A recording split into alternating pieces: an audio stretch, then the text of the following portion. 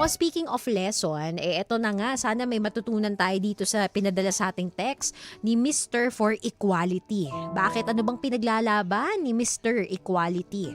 Sa ngayon, DJ Alex, sinusubukan kong makipagkilala sa iba't ibang dating apps na patok ngayon online. Isa po ako sa mga lalaking ayaw sa matagal na chat lang. Mas gusto ko yung diretsong first date agad, face to face, para mas totoo at mas kilala namin ang isa't isa.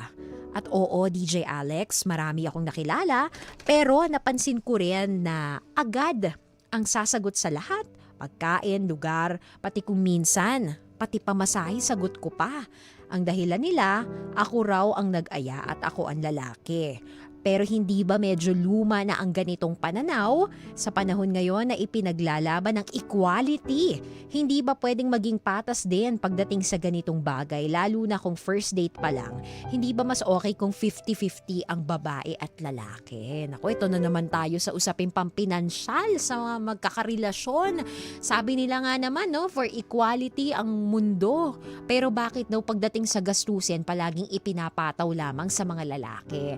May dalawa kasing perspektibo dito eh. Siyempre yung isa yung medyo traditional na perspektibo. We all know kung gaano ka-historically rooted yung lalaki ang talagang sasagot at gagastos ng kabuuan ng mga gastusin sa bahay, lalo na kung mag-asawa na kayo.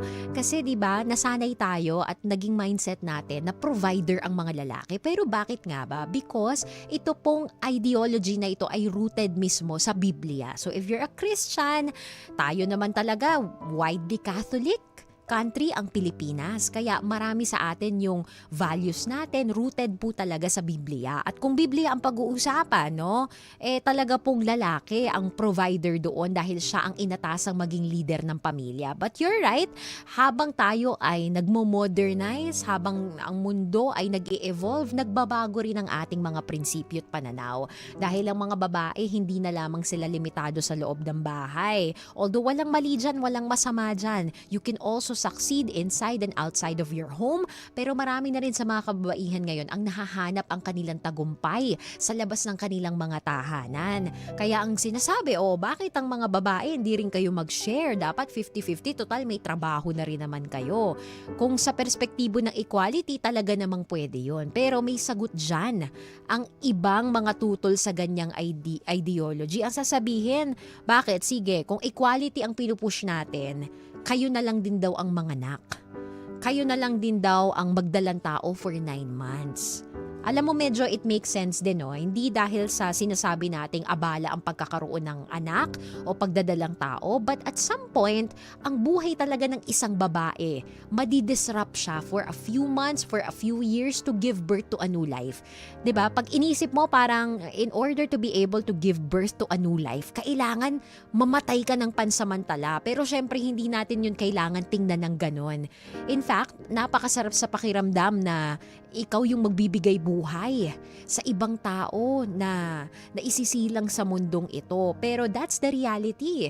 Whether we admit it or not, ang buhay ng isang babae, it will have to stop at some point. Medyo magto-tone down tayo, medyo magpo-pause tayo, medyo magbe-break tayo. Pero meron ding ulit na pagsibol. Meron ding ulit pagsikat ng araw. Syempre, hindi naman yan pinal na dyan ka na lang din habang buhay. Gagaling din ang mga sugat, di ba? Pag nagpa-cesarean ka, magiging okay ka rin. Pero doon natin inaasahan yung mas malaking porsyentong tulong ng mga kalalakihan. Paano mo i-expect sa babae na maging 50-50 kung siya nga mismo naka-maternity leave? Paano mo i-expect sa babae na mag 50-50 kayo sa mga gawain, gayong ultimo, paglalaban na lang ng tuwalya, ng medyas mo, sagot pa rin ng misis mo, hindi na po iyon equality. So if you also want equality when it comes to expenses, dapat pati gawaing bahay, equality rin. Dapat ikaw rin ang maglaba ng underwear mo, 'di ba? Dapat mag-alaga ka rin kay baby at hindi lahat puro sa ina. Iba rin talaga, no, ang superpowers ng mga nanay na bagamat napakarami na on your plate, nagagawa nyo pa rin itawid ang lahat ng mga responsibilidad. Kaya sa lahat ng mga nanay na nakikinig ngayon, hindi man Mother's Day, malayo pa yan, hindi mo man birthday, salamat kasi kayo ang dahilan kung bakit medyo gumagaan ang buhay. Hindi nyo ba pansin, di ba, kapag tayo namumblema tayo, for some reason you just feel sad. Pakiramdam mo gusto mong umuwi ng probinsya nyo, gusto mo lang makita yung nanay mo. Hindi mo nga sinasabi ano yung problema mo pero ipagluto ka lang ng nanay mo. Di ba, kainin mo lang yung sinangag niya, yung niluto niya, parang you feel also right. Kaya, nako, ngayong weekend, take mo yung time para ikaw ay makauwi rin sa inyong tahanan at makapag-hello, makapangumusta sa iyong mga kamag-anak, lalong-lalo na sa iyong mga magulang. Dahil hindi naman natin alam, ka-vibes, kung hanggang kailan at hanggang saan ang ating buhay. Pero ang mahalaga, bawat pagkakataon na ibigay sa atin ng tadhana at ng nasa itaas, gawin natin itong kapaki-pakinabang.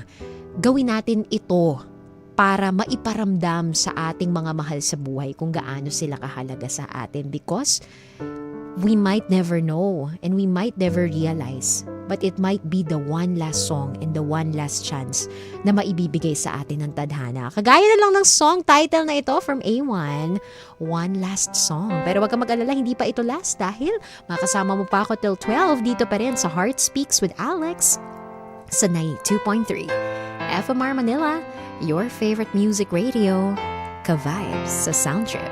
Ang lupet!